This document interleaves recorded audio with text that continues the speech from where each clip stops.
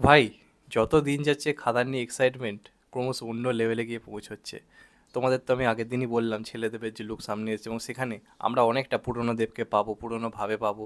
যে দেবকে আমরা এতদিন মিস করছিলাম, সিনেমা হলে একটা ডায়লগে সিটি হাততালি মারবো, তো সেই দিন ফিরছে, এটুকু তোমাদেরকে আমি চোখ বন্ধ করে গ্যারেন্টি দিতে পারি যে আবার যাবে দেবের সিনেমা দেখতে, জামা টামা খুলে জামা ওড়াবে, হাততালি দেবে, কারণ এই সিনেমায় এমন এমন কিছু মোমেন্টস রয়েছে সিটি হাততালি দেওয়ার মতো। তো এই সিনেমায় আমরা ভালো করে লক্ষ্য করে দেখবেন যে দেব পুরনো সেই কমার্শিয়াল দিনটা ফিরিয়ে আনার চেষ্টা করছে। একটা জিনিসের অভাব রয়েছে, সেটা হচ্ছে জিৎ গাঙ্গুলি, যেটা আমার মনে হয় এই সিনেমায় জিৎ গাঙ্গুলিকে দিয়ে মিউজিক করলে আই থিঙ্ক সব থেকে বেটার হতো। যেহেতু দেব কমার্শিয়াল জোনে ফিরছে এবং দেবের সব থেকে বেশি হিট মিউজিক রয়েছে জিৎ গাঙ্গুলির এতে, তো যখন ফিরছে এই পুরনো সুমিত গাঙ্গুলি থেকে শুরু করে সবাইকে যখন ফিরিয়ে আনা হলো, আই থিঙ্ক এখানে মিউজিক ডাইরেক্টরও জিৎ গাঙ্গুলি হলে আই থিঙ্ক আমি প্রচণ্ড প্রচণ্ড পরিমাণে আরও খুশি হতাম। যাই হোক, সেটা হচ্ছে না, সেটা অন্য ব্যাপার। কিন্তু অনেক অনেক জিনিস ফিরিয়ে আনার চেষ্টা করছে। প্রথম কথা, এখন বাংলা কমার্শিয়াল সিনেমায় আপনারা আগের মতো সেই উৎসবের গান, যেটা প্রচুর পরিমাণে থাকতো এবং যেটা সিনেমার হাইপ কিন্তু বাড়াতো, আপনারা পরাণ যায় চলে এটা দেখে নিন, ওই যে ঢাকের তালে গানটা ছিল, হিউজ একটা ক্রেজ তৈরি করেছিল।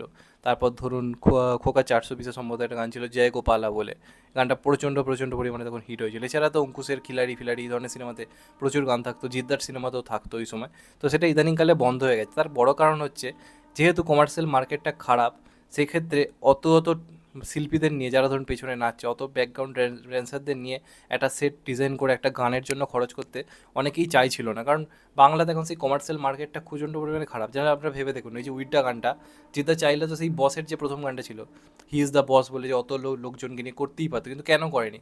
প্রোডাকশন ভ্যালুটাকে কমাবার জন্য। এবং এটাই স্বাভাবিক, কারণ এখন সেই মার্কেট নেই আগের মতো যে অত টাকা খরচ করে অতজন টেকনিশিয়ানকে নিয়ে করা প্রচণ্ড পরিমাণে ডিফিকাল্ট, যে কারণে একটু বন্ধই হয়ে গেছিলো।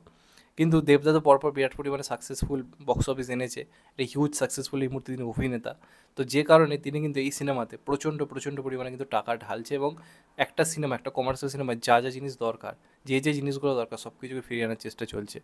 বেশ কয়েকদিন আগেই জিদ্দা একটা ছবি ছেড়েছিল, যেখানে আমরা দেখতে পাচ্ছি একটা সেটে দেবদেব এবং তার পুরো টিম বসেছিল, এবং সেটা একটা পুরোপুরি প্যান্ডেল মতো লাগছিল, এবং অনেকের বক্তব্য ওটা একটা পুজো সং হতে পারে। দেখো, দুর্গা পুজোর গান হবে, হতেও পারে নাও হতে পারে, আমার মনে হচ্ছে না সেটা খুব একটা চান্স রয়েছে বলে। তবে এই সিনেমায় কিন্তু একটা বিরাট বড় কিন্তু উৎসবের গান রয়েছে, একটা বিরাট বড় কীর্তন যারা করে তাদেরকে নিয়ে একটা হিউজ কিন্তু উৎসবের গান কিন্তু সিনেমায় রয়েছে। এবং এটা আমি বলছি না, এই সিনেমারই জুনিয়র আর্টিস্টদের মধ্যে একজন, যে এই সিনেমার অংশ, এবং সম্ভবত সে দেবদার ফ্যানও, সেই সিনেমায় অভিনয় সম্ভবত করেছে। সে একটা স্ট্যাটাস দিয়েছিল, যেখান থেকে এই ব্যাপারটা জানা যায়, এবং সেখানে তারা লেখে যে এই গানটার আমরা পার্টের অংশ, এবং এটা একটা বিরাট কিছু সামথিং কিছু হতে চলেছে এই সিনেমাতে, এরমভাবে তারা জানায়। তো এই সিনেমায় কিন্তু রাধাকৃষ্ণকে কেন্দ্র করে একটা কিন্তু হিউজ গান, এবং এই সিনেমাতে একটা রাধাকৃষ্ণের অ্যাঙ্গেল, কীর্তনের একটা অ্যাঙ্গেল হিউজভাবে থাকছে, সেটা তো আমরা তোমাদেরকে আগেও বলেছি। হিউজভাবে এই সিনেমার সঙ্গে সেটা ওতপ্রোতভাবে জড়িত, এবং সেই গানে আমরা দেবদা এবং যিশুদা দুজনকে কিন্তু সেই গানে দেখতে পাবো। এবং এটা একটা আইটেম সং আমি বলছি না, এটা আইটেম সং নয়, এটা একটা পুরোপুরি একটা মহা উৎসবের গান হতে চলেছে, এবং সেটা খুব বড় স্কেলে বড়োভাবে শ্যুট করা রিসেন্টলি হয়েছে, সেটারই কিন্তু মানে থাকছে এটুকু গ্যারেন্টি। তো বুঝতেই পারছো, আগের মতো সব কিছু করার চেষ্টা করছে দেবদা। একটা সিনেমাতে যা যা জিনিস দরকার কমার্শিয়াল মেন স্ট্রিম সিনেমায়, সেই সব কিছু কিন্তু খাদানে থাকছে। এবার কীভাবে জিনিসটাকে তারা এক্সিকিউট করে, কীভাবে তারা প্রমোশন করে, দেখা যাক শেষ পর্যন্ত। এবং আমি তো মন থেকে চাই খাদান এই বছরই আসুক ক্রিসমাসে। তোমাদের মতামতটা অবশ্যই জানিও, দেখা যাক লাস্ট অব্দি কী হয়।